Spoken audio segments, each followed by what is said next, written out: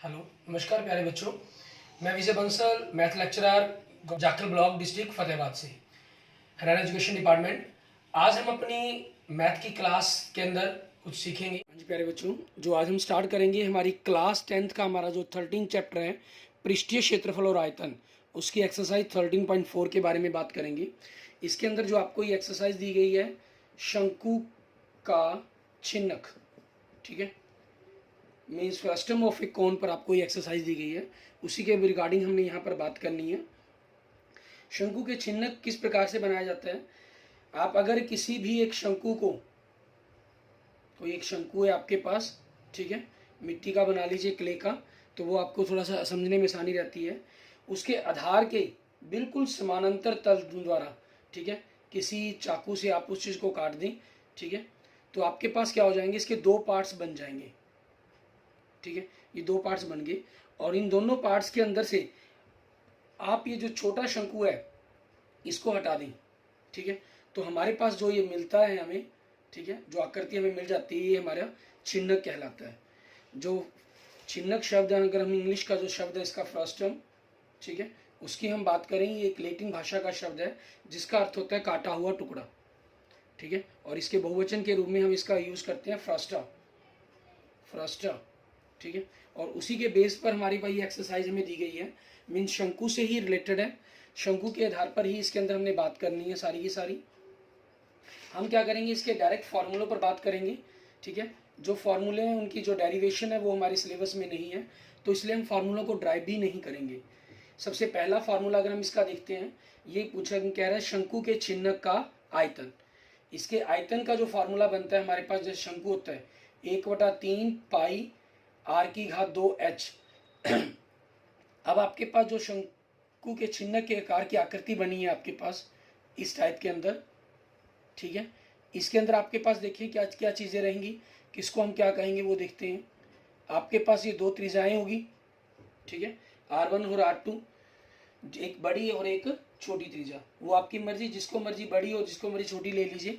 मान लीजिए बड़ी त्रिज्या आप R1 लिख लेते हैं, छोटी त्रिज्या आप R2 लिख लेते हैं। इनकी जो टोटल ऊंचाई है वो h होगी, जो तिर्क ऊंचाई है वो आपके लिए l होगी। तो ऊंचाई तो सेम है आपके पास, सिर्फ त्रिज्या का फर्क हुआ। तो आपके पास ये दो त्रिज्याएं होगी, तो इसका जो फार्मूला यहाँ से बन जाता है, ठीक है, 1/3 पाई h R1 की घात 2 प्लस R2 की घात 2 प्लस R1 R2, ठीक है, ये आपके पास इसका फॉर्मूला हो जाएगा। बनाए कैसे गए हैं वो हमें डेरिवेशंस के हमारे यहाँ सिलेबस में नहीं है, ठीक है, उसके लिए एक अलग से लेक्चर्स आपको मिल जाएगा। अगर आप चाहते हैं उस चीज़ के लिए इनके फार्मूलों की डेरिवेशन, तो आप मुझे मैसेज कर सकते हैं, कमेंट कर दीजिएगा, ठीक है, मैं आपको इनके फार्मूलों की डेरिवेशंस पर एक अलग से लेक्चर बनाकर आपके साथ पास भेज दूंगा। क्लियर। एंड नेक्स्ट देखिए, शंकु के चिन्हक का वक्र पृष्ठीय क्षेत्रफल आपके पास, ठीक है, वक्र पृष्ठीय क्षेत्रफल। जैसे वक्र पृष्ठीय क्षेत्रफल में नाम से ही क्लियर है, वक्र पृष्ठीय क्षेत्रफल हमारा क्या कहलाता है, इसके चारों तरफ का आपके पास क्षेत्रफल। तो ये हमारे पास फार्मूला होता है पाई आर एल। तो पाई और एल तो आपके पास कांस्टेंट हो जाएंगे, दो त्रिज्याएं हैं, तो R1 प्लस R2 हो जाएगा आपके पास, ठीक है। और तीसरा हमारे पास इसका, ठीक है, शंकु के चिन्ह का संपूर्ण पृष्ठीय क्षेत्रफल, ठीक है, मीन्स कुल पृष्ठीय क्षेत्रफल। ये आपके पास क्या हो जाएगा, फार्मूला क्या था हमारे पास, वक्र का रहेगा पाई एल। इसके अंदर हमने क्या करना होता है, आधार और छत दोनों के क्षेत्रफल जोड़ने होते हैं। आधार भी वृत्त है, छत भी वृत्त है, तो वृत्त के क्षेत्रफल का पाई R1 की घात 2, पाई ये R2 है तो इसकी घात 2। ये आपके पास कुल पृष्ठीय क्षेत्र का फार्मूला बन जाएगा। वहाँ हमने शंकु के चिन्ह के साथ फॉर्मूले नंबर सेकंड के अंदर आपके पास एल के लिए भी अलग से फार्मूला पढ़ेंगे। फार्मूला वहाँ क्या था, h की घात 9 प्लस R की घात 2। यहाँ आपके पास दो त्रिज्याएं हैं, तो क्या हो जाएगा, R1 माइनस R2 दोनों के अंतर का वर्ग। ये हमारे पास हमारी तिर्क ऊंचाई हो जाएगी L, ठीक है। अब इन्हीं कंसेप्टों का यूज करते हुए हमने क्वेश्चंस को सॉल्व करना है, ठीक है। हम एक्सरसाइज के क्वेश्चंस देखेंगे, उदाहरण देखेंगे, ठीक है। इसमें हम सबसे पहले अपनी एक्सरसाइज के क्वेश्चंस देखते हैं कि उसके अंदर हमें क्या करने के लिए कहा गया है, वो देखेंगे। हमारा क्वेश्चन नंबर 1 देखें। इन्होंने कहा है सबसे पहले, कह रहा पानी पीने वाला एक गिलास 14 सेंटीमीटर ऊंचाई वाले एक शंकु के चिन्ह के आकार का है। ऊंचाई आपको दी गई है, ठीक है, h 14 सेंटीमीटर। उसके बाद कह रहा है दोनों वृत्ताकार सिरों के व्यास ठीक है। बड़े वृत्त का व्यास आपको क्या लिख रहा है, 4 सेंटीमीटर। इसका फॉर्मूला क्या होता है हमारे पास, व्यास हमारा 2r हो गया, 2r1 बराबर में 4, तो r1 क्या हो जाएगा यहाँ से 4/2 मतलब 2 सेंटीमीटर हमारे पास, ठीक है। और छोटे वृत्त का व्यास हमें क्या दे रहा है ये, ठीक है, जो चिन्ह क्या है उसके छोटे वृत्त का व्यास वो हमें लिख रहा है 2 सेंटीमीटर। और व्यास आपके पास 2 डबल हो जाएगा त्रिज्या का, 2r2 बराबर में 2 दे रहे हैं, तो यहाँ से r2 क्या बनेगी आपके पास 2/2 मतलब 1 सेंटीमीटर। अब हमें क्या ज्ञात करने के लिए कहा है इन्होंने, आपके पास गिलास की धारिता, धारिता से पहले हमें आयतन ज्ञात करना होगा। आयतन का फार्मूला 1/3 पाई h r1 की घात 2 प्लस r2 की घात 2 प्लस r1 r2, तो 1/3 पाई आपके पास 22/7 हो जाएगा, ठीक है। और हम h हमारे पास कितना दे रहा है हमें 14 सेंटीमीटर, r1 मतलब 2 का वर्ग, r2 मतलब 1 का वर्ग प्लस 2 गुना में 1 आपके पास 7 एकम 7, 7 दूनी 14, तो आपके पास कितना आ गया 22 दूनी 44/3, अंदर 2 का वर्ग 4, 1 का वर्ग 1 प्लस 2, तो 44/3 गुना में 7 आपके पास। अब हमें क्या करना है, हमें 44 को 7 से गुना कर देनी है, 44 सतह हमारे पास कितना होता है 308/3 घन सेंटीमीटर, ठीक है, ये आपके पास हो गया। लेकिन हमसे पूछा क्या इन्होंने, इसका धारिता पूछी है। धारिता को जनरल हम क्या करते हैं हमेशा सेंटीमीटर के अंदर ना बताकर लीटरों के अंदर व्यक्त करते हैं। बाकी अगर आप इसको सेंटीमीटर में भी व्यक्त कराएंगे तब भी कोई प्रॉब्लम नहीं है, 308/3 घन सेंटीमीटर या 102 सही 2/3 घन सेंटीमीटर। और अगर आप लीटरों में बनाना चाहें तो आपके पास 1 लीटर के अंदर 1000 घन सेंटीमीटर होते हैं, तो आप 1000 से इसको भाग कर सकते हैं, तो इतने लीटर आपके पास ये आपका आंसर हो जाएगा। क्लियर। एंड नेक्स्ट देखेंगे क्वेश्चन नंबर 2 हमारे पास, ठीक है। इसके अंदर हमें क्या कह रहा है करने के लिए वो देखते हैं। क्वेश्चन नंबर 2 के अंदर भी आपके पास सेम इसी तरीके से कहा गया, कहना एक शंकु के छिन्न की तिर्क ऊंचाई, ठीक है, आपको छिन्न की तिर्क ऊंचाई, तिर्क ऊंचाई मतलब आपको L दे रहा है, ये तिर्क ऊंचाई L कितनी दे रहा है ये हमें 4 सेंटीमीटर। क्लियर। उसके बाद लिख रहा है इसके वृत्तीय सिरों के परिमाप, मतलब यहाँ आपको परिधियां दे रहा है ये, ठीक है, परिमाप मतलब परिधियां दे रहा है 18 सेंटीमीटर और 6 सेंटीमीटर। तो हम लिख लेंगे बड़े वृत्तीय आधार की, ठीक है, या बड़े वृत्त की लिख लें जैसे पिछले क्वेश्चन में लिखा, या बड़े वृत्तीय आधार की परिधि वो कितनी कह रहा है आपको, फार्मूला 2 पाई r1 हो जाएगा, वैल्यू दे रहा है हमें 18, ठीक है, 18 सेंटीमीटर। तो यहाँ से त्रिज्या क्या बन जाएगी आपकी r1 18/2 पाई, 2 एकम 2 आपके कट जाएगा 9/पाई सेंटीमीटर। इसको हम पाई के अंदर ही रख लेते हैं, लास्ट में देख लेंगे जैसे कैलकुलेशन की रिक्वायरमेंट होगी उस हिसाब से हम इसका आंसर लिख देंगे। उसके बाद छोटे वृत्तीय आधार की परिधि मतलब 2 पाई r2 आपके पास वो कितनी दे रहा है हमें 6 सेंटीमीटर, ठीक है। तो यहाँ से r2 क्या हो जाएगा आपके पास 6/2 पाई, 2 एकम 2, 2 तिये 6, तो 3/पाई सेंटीमीटर आपके पास हो जाएगा। हमसे पूछ क्या रहा है, इस छिन्न का वक्र पृष्ठीय क्षेत्रफल बताएं, ठीक है, छिन्न का वक्र पृष्ठीय क्षेत्रफल, फार्मूला पाई L r1 प्लस r2 आपके पास, पाई L की वैल्यू कितनी 4, r1 9/पाई, ये 3/पाई आपके पास, दोनों को अगर हम जोड़ देंगे पाई गुना में 4 12/पाई, पाई से पाई कैंसिल हो गया, 12 चौके 48 वर्ग सेंटीमीटर, ठीक है। ये आपके पास आपके क्वेश्चंस का आंसर आ जाएगा। क्लियर। इसके बाद देखते हैं हमारे पास हमारा नेक्स्ट क्वेश्चन, क्वेश्चन नंबर 3। बड़ी इजी सी एक्सरसाइज है, आपके पास डायरेक्ट सिर्फ फार्मूलों का यूज है इसके अंदर और कुछ भी नहीं हमें बताना।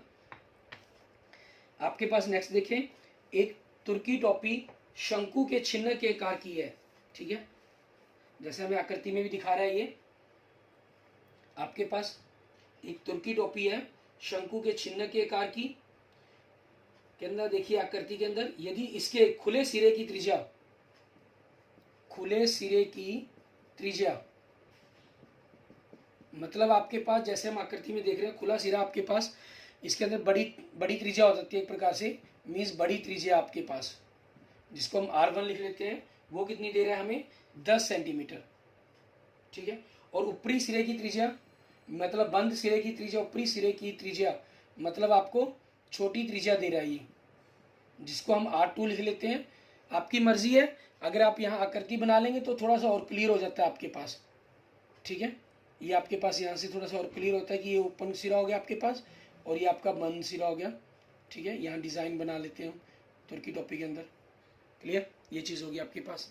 तो यहाँ से आपके पास और क्लियर हो जाता है, ये आपके पास आपने इनको R1 कह लिया और ये आपके आपने R2 कह लिया, ठीक है। इसकी माप कितना दे रहा है हमें 4 सेंटीमीटर। उसके बाद कह रहा है टोपी की तिरक ऊंचाई,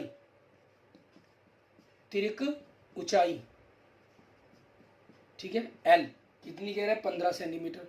उसके बाद इसको बनाने में प्रयुक्त पदार्थ का क्षेत्रफल ज्ञात कीजिए, मीन्स कितना कागज या कितना कपड़ा लगा होगा, ठीक है, हमें मीन्स इसका क्षेत्रफल निकाल ज्ञात करना है।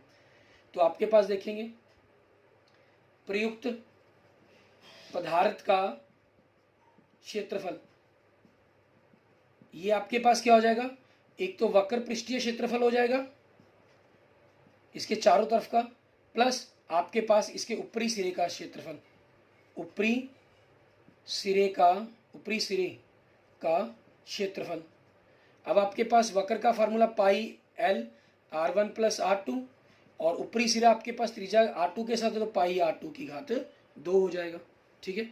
यहाँ से हम देखें पाई का मान 22/7, L का मान 15, R1 प्लस R2 10 प्लस 4 आपके पास कितना हो गया 14 प्लस 22/7 आपके पास R1 R2 का मान कितना है 4 गुना में 4 16, 7 दूनी 14 2 पे कट जाएगा आपके पास, इनकी गुना करेंगे 15 दूनी 30, 30 को हमने 2 से गुना किया 60, 60 को 11 से करके 660 आ जाएगा। और प्लस अगर हम हमारे पास इनकी गुना करेंगे, हम 4 को 4 से गुना किया हमने 16, ठीक है, और 16 को हमने किससे गुना करना है हमारे पास 22 से गुना करेंगे हम, 16 दूनी 32 आपके पास बन जाएगा, 32 को हम 11 से गुना करते हैं तो 352 हमारे पास बटा में 7, ठीक है, ये आपके पास आ जाएगा, क्लियर। अब इन दोनों को ऐड करना है आपने, चाहे लघुत्तम लेके ऐड कर दें चाहे सिंपल आपने इसको इससे डिवाइड किया, 50 सही 2/7 हो गया तो 660 प्लस 50 710 सही 2/7 वर्ग सेंटीमीटर, ठीक है, ये आपके पास आपका उसका क्षेत्रफल आ जाएगा, क्लियर। उसके बाद देखेंगे हमारे पास हमारा नेक्स्ट क्वेश्चन, क्वेश्चन नंबर 4, इसके अंदर हमें क्या कह रहा है करने के लिए वो देखते हैं। क्वेश्चन नंबर 4 के अंदर सेम आपके पास इसी प्रकार से हमें कह रहा है धातु की चादर से बना और ऊपर से खुला एक बर्तन शंकु के चिन्ह के आकार का है, ठीक है, जिसकी ऊंचाई 16 सेंटीमीटर है। धातु की चादर से बना है आपके पास और ऊपर से खुला है, ठीक है, जिसकी ऊंचाई 16 सेंटीमीटर ऊंचाई दे रहा है, मतलब H दे रहा है आपको, ऊंचाई H कितनी 16 सेंटीमीटर। आपके पास इस टाइप का बोगी बर्तन है जो ऊपर से तो खुले आकार का है और नीचे से मतलब हम कह सकते हैं तंग आकार का आपके पास, ठीक है, इस टाइप के अंदर आपके पास। अब हमारे पास क्या कह रहे हैं, तो निचले तरह ऊपरली सिरों की त्रिज्याएं, क्योंकि अब हमारे पास ये हमने छोटा क्यों बनाया बड़ा क्यों नहीं बनाया, क्योंकि इन्होंने खुद मेंशन कर दिया इसकी जो त्रिज्या 8 है और इसकी जो त्रिज्या हमारे पास R1 ये हमारे पास 20 है, ये हमारी R2 हो जाएगी, ठीक है। मीन्स आपके पास त्रिज्याएं R1 20 सेंटीमीटर व R2 8 सेंटीमीटर, ठीक है, ये हो जाएगी आपके पास। उसके बाद कहता है यदि 20 रुपये प्रति लीटर की दर से इस बर्तन को पूरा भर सकने वाले दूध का मूल्य ज्ञात कीजिए और साथ ही इस बर्तन को बनाने के लिए प्रयुक्त धातु की चादर का मूल्य 8 रुपये प्रति 100 वर्ग सेंटीमीटर की दर से ज्ञात कीजिए। तो मतलब वो हमें क्षेत्रफल ज्ञात करना होगा, क्षेत्रफल के अंदर हमें L चाहिए। तो सबसे पहले हम क्या करते हैं, इसकी तिरक ऊंचाई L ही ज्ञात कर लेते हैं। फार्मूला आपके पास H की घात 2 प्लस R1 माइनस R2 की वर्ग का अंतर का वर्ग, तो ये आपके पास 16 का वर्ग हो गया, 20 माइनस 18 का वर्ग, तो 16 का वर्ग आपके पास 256, 20 में से 8 गए 12, 12 का वर्ग 144, दोनों को हमने जोड़ दिया कितना हो गया 400, 400 का वर्ग कितना हो जाएगा 20 सेंटीमीटर हमारे पास, क्लियर, ये हमारी तिरक ऊंचाई होगी। अब उसके बाद हमें इसका आयतन ज्ञात करेंगे, ठीक है, क्योंकि फिर हमें इसके अंदर कितना दूध आया उसका रेट ज्ञात करना है। आयतन आपके पास फार्मूला 1/3 पाई एच R1 की घात 2 प्लस R2 की घात 2 प्लस R1 R2, 1/3 22/7 आपके पास। ऊंचाई कितनी है आपको 16 दी हुई है इन्होंने, ठीक है। और आपके पास गुना में 20 का वर्ग 400 प्लस 8 का वर्ग 64 प्लस 20 अठे 160 आपके पास। तो यहाँ से 1/3 22/7 आपके पास गुना में 16, इनको अगर हम जोड़ देंगे 400 560 624 आपके पास, ठीक है। 3 से कट जाएगा, 3 एकम 3, 3 से कट के 208 आपके पास। क्लियर, ये आ गया। अब 208 आपके पास अगर हम यहाँ रखें, सॉरी यहाँ पर मेंशन देखें पाई का जो मान है वो 22/7 नहीं है, यहाँ स्पेशल इन्होंने मेंशन कर दिया 3.14, ठीक है। क्योंकि स्पेशल मेंशन कर दिया तो हमें उसी वैल्यूज़ को ही इसको अंदर लेना होगा, ठीक है। उसी के अकॉर्डिंग हम इस क्वेश्चन को सॉल्व कर सकते हैं हमारे पास। तो आपके पास ये हो गया। अब हम इन सभी की मल्टीप्लाई करेंगे, मल्टीप्लाई करके देखेंगे कि आपके पास क्या आंसर बनता है आपका, ठीक है। इनकी गुना हमने करेंगे तो गुना करने पर 10 44 992 आपके पास आ जाएगा। दशमलव के बाद 2 अंक है तो पीछे से हम छोड़ के 2 दशमलव लगा देंगे आपके पास सेंटीमीटर क्यूब। तो ये आपके पास अभी हमारा आयतन आया। हमें क्या करना है, इसका धारिता ज्ञात करनी है, तभी हम इसके कुल दूध कितना आया इसके अंदर उसका मूल्य ज्ञात कर पाएंगे हम, ठीक है। तो आपके पास उसकी धारिता ज्ञात करने के लिए इसको लीटरों में बदलेंगे। 10 449.92 को 1000 से भाग कर देंगे, क्योंकि 1000 घन सेंटीमीटर क्यूब 1000 घन सेंटीमीटर सॉरी 1 लीटर के बराबर होते हैं आपके पास। तो ये 10 आपके पास क्या बन जाएगा, 10 दशमलव आपके पास 10.44992 लीटर, ये आपके पास बन जाएगा। क्लियर। अब हमारे पास इन्होंने जो दर दी हुई है हमें, वो क्या दी हुई है, 20 रुपये प्रति लीटर, ठीक है। तो कुल लागत या कुल दूध का मूल्य है, ठीक है, आपके पास क्या हो जाएगा आपका, आप 10.44992 को 20 से मल्टीप्लाई कर देंगे, ठीक है। लगभग आपके पास ये जो बन जाएगा 208 पॉइंट समथिंग बनेगा। तो आप इसको लगभग, क्योंकि रुपयों में पूरा कर लेंगे हम, 209 रुपये, ठीक है, लगभग आप इसका आंसर मेंशन कर देंगे। क्लियर हमारे पास, ठीक है। इसके बाद इसका सेकंड पार्ट देखते हैं। उसके अंदर हमें क्या कहा है इन्होंने, क्षेत्रफल के बारे में बात करने के लिए कि कितना इसका क्षेत्रफल बना होगा, ताकि हम उसकी लागत पता कर सकें। तो त्रिज्याएं आपके पास तेरकोचाई एल इसके अंदर मेन जरूरी है, उसको हम लिख चुके हैं, उसी के बारे में हम बात कर लेते हैं, ठीक है। उसी कंसेप्ट का यूज करते हुए आपके पास हमें क्या कहा है, इस बर्तन को बनाने के लिए प्रयुक्त धातु की चादर का मूल्य, ठीक है, मीन्स चादर का क्षेत्रफल आपके पास pi L R1 plus R2 हो जाएगा, प्लस पाई R2 की घात 2, ठीक है। यहाँ से आपके पास, क्योंकि छोटा जो भाग है वो आपके पास बंद है इन्होंने कहा है, ठीक है। तो अब आपके पास देखेंगे यहाँ से पाई का मान आपके पास 3.14 रखना है आपको। एल का मान आपके पास 20 आया था, R1 प्लस R2 20 और 8 की गुना जोड़ कर दिया हमने 28 प्लस 3.14 आपके पास। R कितना है आपका 8 गुना में 8, तो 3.14 को आप कॉमन निकाल लेते हैं, तो 28 दूनी 56 560 प्लस 8 64, तो 3.14 को हमने 624 से गुना कर देना आपके पास, ठीक है। सेम आपके पास यहाँ 624 ही बना था, लेकिन यहाँ आपके पास 208 हो गया था, उसको हमने 314 से गुना किया था। दशमलव आपके पास बाद में लास्ट में हमने लगा लिए थे। अब आपने इनकी गुना की, हमारे पास क्या बन गया 195 936, दशमलव के पीछे से 2 अंक लगा देंगे, आपके पास वर्ग सेंटीमीटर, ठीक है। ये आपका क्षेत्रफल आ गया।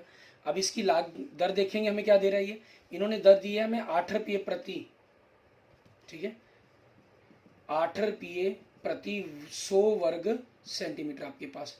तो आपकी चादर का मूल्य है, ठीक है, हम चादर के मूल्य की बात करें तो क्या हो जाएगा 159.36 आपके पास, ठीक है। इसको हमने 8/100 से गुना करना है। आपने इसको 8 से गुना किया, ठीक है, तो आपके पास कितना बन जाएगा 156 74 88, और दशमलव के ये 2 अंक हैं, 2 इसके कारण आ जाएंगे, तो पीछे से 4 अंक छोड़कर आप दशमलव लगा देंगे। लेकिन पैसे आप मेनली 2 ही अक्षरों में छोड़ते हैं, तो 156.75 रुपये, ठीक है। ये आपके पास आपके क्वेश्चन का आंसर बन जाएगा। क्लियर। इसके बाद देखेंगे हमारे पास हमारा नेक्स्ट क्वेश्चन, क्वेश्चन नंबर 5वां, ठीक है। उसके अंदर देखेंगे हमें क्या कह रहा है करने के लिए। क्वेश्चन नंबर 5 के अंदर अगर हम देखें हमें कह रहा है कि 20 सेंटीमीटर ऊंचाई आपके पास, ठीक है। इसमें हमें क्या कहा, 20 सेंटीमीटर ऊंचाई और शीर्ष कोण वर्टिकल एंगल 60 डिग्री वाले एक शंकु को उसकी ऊंचाई के बीचों बीच से होकर जाते हुए एक तल से दो भागों में काटा गया, जबकि तल शंकु के आधार के समानांतर है, ठीक है। मीन्स आपके पास एक इस प्रकार का शंकु था, मान लीजिए हमारे पास, और क्या किया गया, इसके बिल्कुल बीचों बीच से इसको काट दिया गया, तो एक नीचे छिन्नक बन गया, ऊपर एक नया शंकु बन गया आपके पास, ठीक है। यहाँ से आपके पास क्लियर। और जो ये कोण दे रहा है आपको, ये कितनी डिग्री का कोण दे रहा है, 60 डिग्री का, ठीक है। अब शंकु की ऊंचाई, ठीक है, शंकु कौन सा आपके पास, बड़े शंकु की ऊंचाई, बड़े शंकु की ऊंचाई, इसको मान लीजिए हम बड़ी एच से लिख लेते हैं। ये आपको दे रहा है कितनी, 20 सेंटीमीटर, तो ये आपके पास हो गया बड़ी ऊंचाई 20 सेंटीमीटर, ठीक है। शीर्ष कोण कितना हो गया आपके पास, 60 डिग्री का, ठीक है। आगे क्या कहा उन्होंने, इसकी ऊंचाई के बीचों बीच से होकर एक तल से दो बराबर भागों में काटा गया, ठीक है। तो छोटे शंकु की ऊंचाई,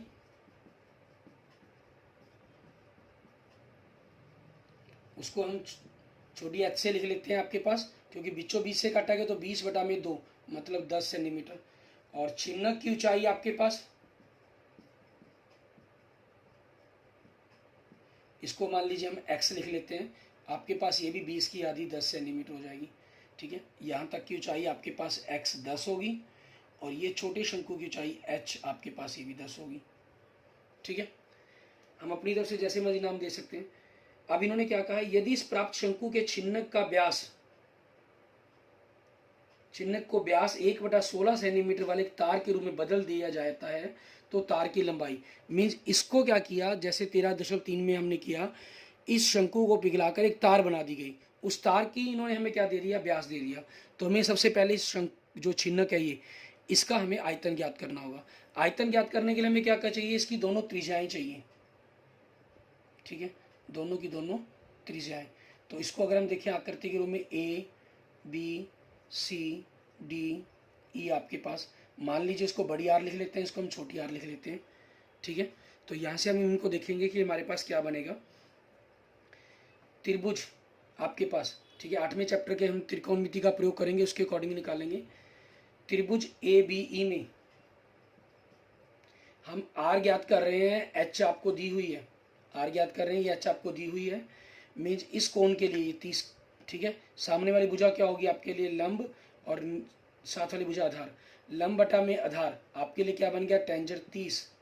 तो यहाँ से आपके पास आर हमें पता करनी है, एच आपके पास कितनी है, 10 है, और टेंजेंट 30 का मान कितना होता है, 1/3, मतलब यहाँ से आर कितनी आ गई आपके पास, 10/3, ये आपके पास इसका मान आ गया 10/3। उसके बाद हमने दूसरी त्रिभुज ले ली, त्रिभुज ए सी डी में बड़ी त्रिभुज ले ली। इसके अंदर से हमारे पास देखेंगे, बड़ी आर हम पता कर रहे हैं, बड़ी एच आपको दी हुई है, मीन्स लंब बटा में आधार, क्योंकि इस कोण के लिए ये आपका लंब है और ये आधार है। लंब बटा में आधार क्या होता है, टेंजेंट आपके पास 30 डिग्री। सो यहाँ से बड़ी आर बटा में 20 बराबर में 1/3। सो बड़ी आर का मान क्या बन गया, यहाँ से 20/3, ये आपके पास बड़ी आर का मान आ गया, ठीक है। अब हमें करना क्या है, छिन्नक है जो शंकु का, इसकी आपको दोनों त्रिज्याएं चाहिए, ऊंचाई चाहिए, वो आपके पास सब कुछ है, ठीक है। तो आप उसी चीज़ के अकॉर्डिंग हम इसका आयतन ज्ञात करेंगे, ठीक है। किस चीज़ का आयतन, इसको स्पेशल मेंशन कर देंगे, क्योंकि यहाँ बड़ा शंकु छोटा शंकु आपके पास 3 अलग अलग तरह की आकृति हैं, ठीक है। तो छिन्नक, ठीक है, छिन्नक का आयतन 1/3 पाई, एच की जगह हम यहाँ क्या लिख लेंगे, एक्स लिख लेंगे आपके पास, आर की घात 2 प्लस छोटे आर की घात 2 बड़ी आर गुना में छोटी आर, ठीक है। इनकी कैलकुलेशन अगर हम करते हैं आगे, 1/3 पाई का मान हमारे पास इन्होंने स्पेशल कोई मेंशन नहीं है, तो 22/7 रख सकते हैं। एक्स आपके पास जो ऊंचाई है वो 10 सेंटीमीटर दी हुई है आपको, ठीक है। बड़ी आर इसका वर्ग 20 का वर्ग 400 हो जाएगा, वर्गमूल 3 का 3, प्लस छोटी आर का वर्ग 10 का वर्ग 100 हो जाएगा, छोटी आर का वर्ग 3, प्लस बड़ी आर और छोटी आर की गुना 20 को 10 से गुना की 200 हो गया, बटा में वर्गमूल 3 को वर्गमूल 3 से गुना की वर्गमूल 9 हो जाएगा, और 9 का वर्गमूल क्या होता है 3 आपके पास। तो 1/3 22/7 गुना में 10 गुना में, इनको जोड़ दें, हर आपका एक जैसे है तो अंश जुड़ जाएंगे, 400 500 500 और 200 700, 700 बटा में 3 आपके पास, 7 एकम 7, 7 यहाँ से कट गया आपके पास 100 पे, तो 22 और पीछे 3 जीरो 10 और 100 के कारण 3 जीरो लग जाएंगी, 22,000 बटा में 9, ठीक है, घन सेंटीमीटर। आपके पास ये आपका छिन्नक का आयतन आ गया, ठीक है। अब हम क्या करेंगे, हमारे पास आगे इसी क्वेश्चंस के अंदर हमें आगे क्या करना होगा वो देखते हैं हम यहाँ से सबसे पहले इसको थोड़ा सा रब कर लें ताकि कंसेप्टों को समझने में थोड़ी सी आसानी रहे हमें, ठीक है। इस छिन्नक को क्या किया, इन्होंने पिघलाकर एक तार बना लिया, ठीक है। अब तार का व्यास आपको दिया हुआ है, तार का व्यास, ठीक है, वो कितना दे रहा है 1/16 सेंटीमीटर, क्लियर। तो तार की त्रिज्या ये क्या होगी, इसके लिए आप अपना अलग वर्ड यूज कर लेंगे, मान लीजिए हम ए लिख लेते हैं इसको, 1/16 का हमने आधा कर दिया, 1/32 सेंटीमीटर, ठीक है, ये आपके पास उसकी त्रिज्या होगी। अब उसकी लंबाई मान लेते हैं हम, तार की ऊंचाई कह लीजिए, जो आपके एक प्रकार से लंबाई की तरह ही काम करेगी, मीन्स लंबाई लिखेंगे हम लंबाई, और वो होगी आपके पास ऊंचाई की तरह। तार की लंबाई आपके पास जो आपके लिए क्या है, एक प्रकार से ऊंचाई है उसकी, इसको हम बी मान लेते हैं, मान लीजिए, ठीक है। ये आपके पास कितनी हमने 20 सेंटीमीटर मान ली, क्लियर। अब आपके पास क्या करना है हमें, तार का आयतन, तार का आयतन, जो तार है वो आपके पास एक बेलन के रूप की होगी, तो फार्मूला आपके पास क्या हो जाएगा, पाई r की घात 2 मतलब त्रिज्या की घात 2 गुना में ऊंचाई, ठीक है, ये आ जाएगा। और आपके पास यहाँ से क्योंकि पाई का मान दोनों बराबर रखने थे, आप चाहते तो पाई के मान को आप ऐसा भी रख सकते हैं, मीन्स अगर यहाँ ना काटना चाहें हम, पाई के मान को पाई रख लें, ठीक है, पाई रख सकते हैं, और आपके पास यहाँ से हम कैलकुलेशंस को चेंज भी कर सकते हैं आपके पास, ठीक है। वो रीज़न सिर्फ इस चीज़ के लिए क्योंकि पाई की यहाँ हमें बराबर में रखकर काट देना है हमने, पाई 10/3, और ये आपके पास कितना बना था 700/3, ठीक है, मीन्स 7000 पाई बटा में 9 घन सेंटीमीटर। तो यहाँ से इसका आयतन क्या बनेगा आपके पास, पाई ए आपके पास त्रिज्या कितनी है 1/32 गुना में 1/32 गुना में बी आपके पास, मीन्स पाई बी बटा में 1024, 32 को 32 से गुना कर दिया आपके पास, 2 की घात 5 2 की घात 5 2 की घात 10 बन जाता है, ठीक है। तो 1024 हो गया आपके पास घन सेंटीमीटर, ये आपके पास आ गया, क्लियर। अब इसी कंसेप्ट का यूज करते हैं क्योंकि छिन्नक को ही तार बनाया गया, मीन छिन्नक का आयतन बराबर में तार का आयतन, हम ये लिखेंगे, तो ये मेंशन करते हैं अब हमारे पास क्या करेंगे हम, ठीक है, छिन्नक को तार के रूप में बदला गया है, ठीक है, इसलिए आपके पास तार का आयतन बराबर में छिन्नक का आयतन,